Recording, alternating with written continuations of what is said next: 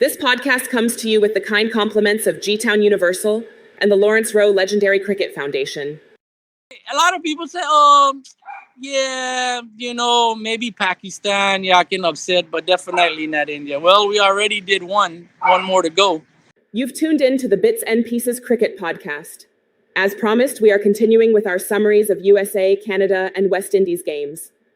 In this episode, we'll sum up the USA-Pakistan game while also introducing you to a fan of USA cricket, Dave Jagernauth, a native of Guyana, currently residing in the New York tri-state area.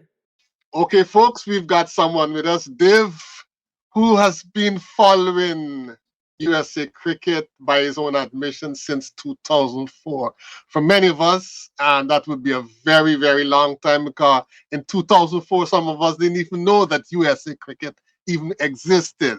All right? So, Dave, tell us how that whole thing got started. What got you into USA cricket? Well, once I came here, I was a big, I didn't see much cricket. I came here when I was 12, and I tried to play. I didn't see much. I know people used to play, but I wasn't close around it. So I started following a lot of American sports. And then I started working with a company in New Jersey, a truck company called Shawnee Transportation, and they had a cricket club. And we used to play outside, a lot of the drivers. We used to play outside, And then the boss was pretty cool. He made us a batting net. So we used to be out there for hours playing. And then I saw USA playing in the 2004 championship. And then going around like the parks and stuff and seeing the atmosphere back then, like 2004, 5, 6, the atmosphere, even 8, 9, the atmosphere at the park was very good. And I used to follow Garden State Cricket League, so that league was pretty decent, and they had a good fan base used to come out. And I used to said to myself, like, one day cricket can take off here. Okay. Then I was like, it can never get as big as one of the big four, but maybe something right behind Major League Soccer. Then my son, me and him was playing around, and he started liking it. So I looked for an academy to take him. I started with Indoor Academy, and then from then on, we just kick on, and then it just became a passion. Okay, cool. All right, let's kick gears up straight into the World Cup. I know leading up to the World Cup, you had some comments about the selection process and so on. Did they select the team that you would have envisioned, or did they leave out some people that you do feel? No, they definitely, and I will still say, with winning, if you win the World Cup or not, I will still say they didn't select the right team. But at the end of the day, the team is selected, and we will support the team. We said that from, there's 2 key players that didn't get selected. I won't mention name now; everybody know it before, but for sure, I wouldn't select this team. Yeah. No, but for people who are not familiar with USA cricket, that maybe they can go and do their own research. What would the names of those 2 players be that you felt should have been a part of the team? Jagernauth Singh and Saiteja Mukamala should have been, in my opinion. I mean, with the team winning now, a lot of people will jump on and say, hey, no. But they didn't do that before.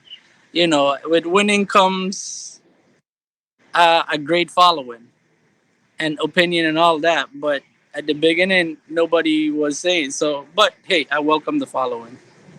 Right. All right. Let's go to the first game, USA Canada. When you saw Canada put up the score that they put up, which was their highest score and the highest score between the 2 teams at that moment, what were you saying? Were you thinking that USA could actually? Honestly, I said it's gonna be tough to get, man. As a fan, I was like, nah, this is gonna be tough. But then I went and do something, and I came back and see the score 132 for 2, and I was like, whoa. And then I know Corey's still to come, Harmeet is still to come. I know those guys can hit the ball. There's one more guy thing. So yeah, I know we had hitters who can get the ball, who can get that runs. With the start we got from Gauss and Aaron, Aaron. but Right. there was talk about Aaron Jones not being supposed to not be in the team. I made one thing from the get go. People call me petty. They say, "Oh, Dave, you petty just because these guys been in the team for 3-4 years. They shouldn't be in the team." At the end of the day, I believe in loyalty, and I think them guys stick it out with USA Cricket. This is the platform for them to showcase their talent, and Aaron Jones did exactly what I've been talking about. Yeah. So this is the first time I have ever seen him aggressive in this nature. And shit, it couldn't come at a better time, bro. So you say he doesn't normally play this aggressive? Aaron Jones. Anybody who followed cricket will have never think Aaron Jones, and Jones, forgive me for saying this, would have never think he would have done that, man. Right. So as a love of the game itself, not just USA Cricket, where do you figure this spur and this momentum would have come at this time for Aaron Jones? I think it's the platform, the belief, the training that they had, all the naysayer behind the scene. It's a lot. They've been the team. Some people will say, "Hey, they're not gelling well," but I know from a while back they were gelling well. I saw them. I was following them close. The team had good chemistry. The chemistry is what, and I think the dressing room is backing each player. Go out there and express yourself. Go out there and show the world what you can. This is the platform for it, right? Mm. Failure or not, you have batting. So you have people behind you who can, if you fail, we can pick it up. Right. And I think the big impact Corey have given the team, knowing that he can come in at fifth, sixth, and give them a big boost, create a big impact. The boys them have more belief in themselves. Okay, cool. People say, "Hey, Dave, you didn't want Corey." Yeah, I didn't. It's not. I didn't want Corey. I don't like the process. Mm. It's not Okay. against any player. I don't like the Right. place. Right. Now, after you saw that victory, and you saw that next up was Pakistan. Big Pakistan. What was your thought process? No. Before this whole tournament started, Uh-huh. I told anyone that I came in contact to, and we spoke about this thing. I said, "You better watch it. We upsetting any of those two big two. We beating one." There's Pakistan and India. Yeah, a lot of people say, yeah, maybe Pakistan, yeah, I can upset, but definitely not India. Well, we already did one more to go. Doesn't look like it's possible, highly possible, God willing. Yeah, that in itself will be cause for celebration, right? Oh yeah, hell yeah, shit. Semi-final, I'm on that jet plane, boy. If we, Right. I'm not reaching that far, but if we get to that semi-final, they play in my country, huh? I'm definitely going. Right. What do you think about the fact that the less experienced team was able to um Beat Pakistan. not just beat Pakistan, but to be the mature cricketers for that super over. I mean, that play that super over as an inexperienced team. A lot of people will say they're inexperienced because they haven't played much in international cricket. But Netra been in this situation. He's played a lot of international against associate team. He was the. I didn't with the opening pair. I'm gonna be honest. I wasn't in agreement with the opening pair for the super over, but it paid out. But I was with. I did. I had no. They did pick the right bowler to bowl the super over. Okay. So they were definitely a lot of people will. I mean, many of the commentators will say, "Hey, they inexperienced. These boys play a lot of cricket around the year over here, and it does be some highly competitive cricket. These T20 tournament, a lot of them, is big prize money. A lot of them be pressure to produce. So they've been in these situations. The only difference is not a fan base creating a big, giving them more of a heartbeat situation. But they've been in pressure situation many times. Right. I think that's what that's one of the thing. That's one of the key to it. Is the amount of games that they have played over the past maybe 10 years, eight. You know, in T20 because there's been a lot of T20 tournaments in this country where a lot of the players have gotten exposure against many quality batsmen, the bowlers, and they got the batters have gotten quality experience against great bowling coming in. You know, Right. thanks to U.S. Open, Houston Open, Atlanta Open, you name it, it goes on and on. Washington, what is that one again? I forget the name of it, but there's be a lot of big players in those tournaments. Right. Okay. Cool. Finally, finally did help a little. You know, Right. so Right. Okay. Now for people not familiar with US cricket and US cricketers, but they are fans, they are cricket fans. Outside of Jones, you know, Corey, who are the players you would like them to be watching as the tournament progresses? Taylor is gonna deliver. Taylor owe us a big one. So Armeet Singh, if I said his name right, that guy is a joyful player. He brings a lot of energy on the team. Ali Khan, everybody knows what he's capable of. On his day. Jesse Singh, it's a great story. Jesse's been around for so long and always been an in out of the team. Here. So he's another guy here, on the team. That's a lot of shooting. And of course, Nash. Nash already delivered today. Should have gotten the man of the match for that 3 for 30. Holding Pakistan to 160. So yeah, these are all guys. Jesse Singh, Armeet Singh, Stephen Taylor, Nosh Kanjigi, Ali Khan, which everybody knows. I like this guy too. What's his name? Shadley Van. I forget his last name. Slade. Okay. Shadley Van Slade. I think they know Gauss by House by now. Andre. So Right. know, Okay.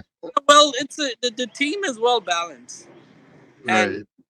the main important thing for me and team is chemistry.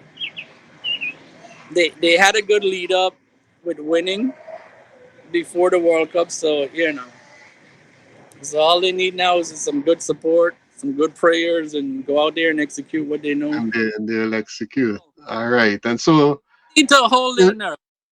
If they can hold their nerve, they can go far, man. they can go far. Okay. And then they will certainly have to hold their nerve when they come up against the big India. Talking about the big India, who do you have for the for the for the game that everybody seems to have hyped up and everybody seems to be looking at and has been hyped, as the game of the tournament, at least before the semifinals and so on. Who do you have for the India-Pakistan game?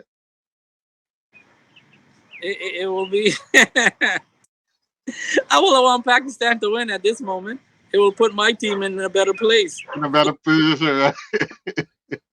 We're gonna go for Pakistan. But given from a cricketing standpoint, given how the New York pitch has been playing, who do you see, or do you see the toss as being the most important man here? The who? The toss. Yeah, given so that maybe the person decide whether they bat or bowl. Yeah, I think the toss is the most important thing. That's number one. But I did see ICC release a statement today that they're going to be working on the pitch extra overtime to get it to a level where it's the condition is even playing field. So who knows? I hope they don't they don't put it in India's favor, but who knows with them. Yeah. I wasn't a big Indian fan. I'm still is. Depends on the team who they play. But at this moment in time, I'm gonna be rooting for Pakistan. All right. We'll see. We'll see what happens. All right. And Dave, thanks for taking the few moments with us. This podcast comes to you with the kind compliments of G-Town Universal and the Lawrence Rowe Legendary Cricket Foundation.